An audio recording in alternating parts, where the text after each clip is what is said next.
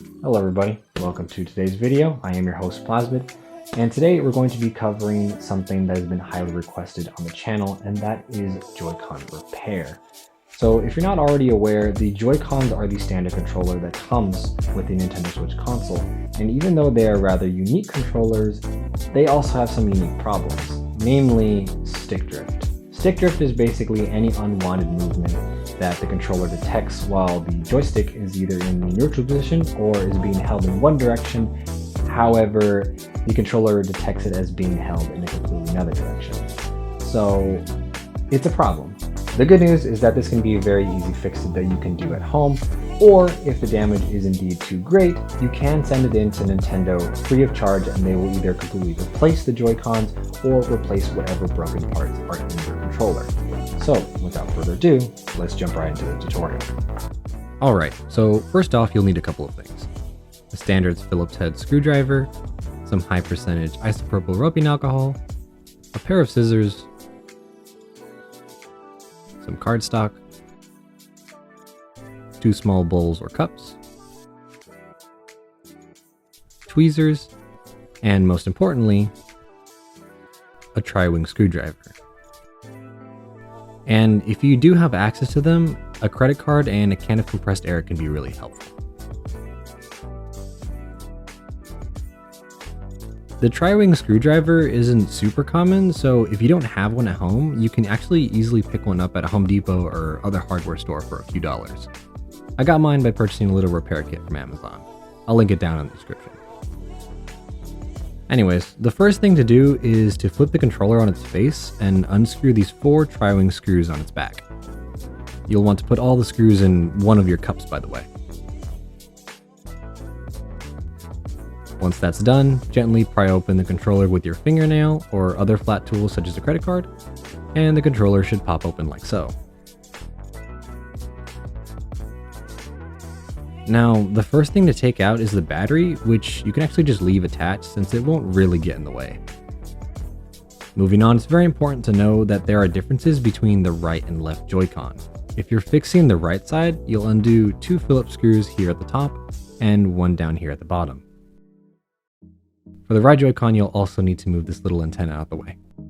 While on the left Joy-Con, you will unscrew 2 in the middle and 1 at the bottom.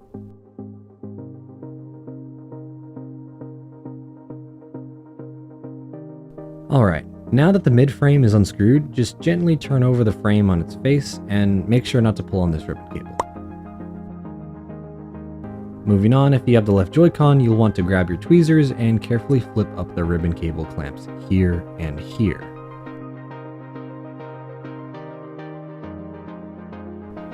Afterward, just gently pull the cables from their sockets.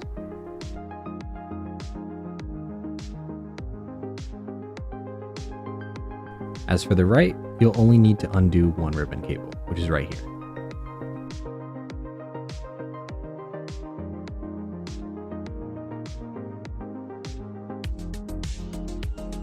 Alright, next thing to do is remove the actual joystick from the motherboard so we can clean it. Both controllers have their joysticks held in place by 2 Phillips screws, so let's take those out.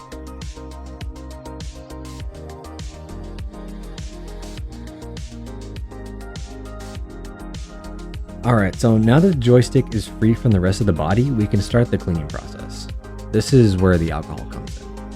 You'll want to grab the empty bowl or cup and place the joystick in it. Afterwards, just fill it with alcohol until the stick is fully submerged and let it sit for a minute.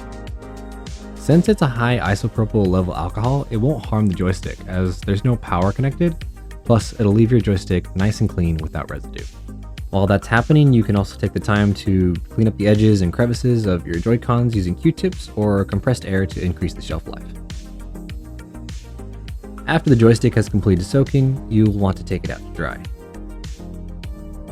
You can use the compressed air or just blow on it yourself, it doesn't really matter.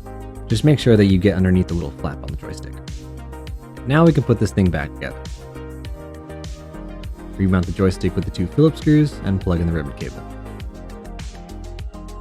Make sure it's put in all the way before clipping shut and get ready to use the cardstock. You're going to want to cut a square just a little bit smaller than the back of the joystick and lay it on top.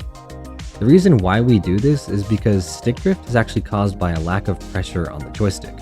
Not enough pressure means there's poor detection as well as space for dust to sneak through, and that is what results in stick drift that so many people experience. Anyway, we're just going to continue with putting the rest of the controller back together. Make sure that the shoulder button is still in place and flip the mid frame back up.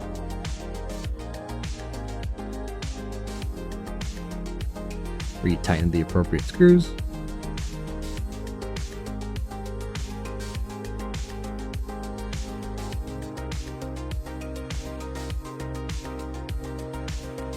Fit the battery back into place, as well as the antenna. Close the back plate up, and finally tighten those 4 tri-wing screws.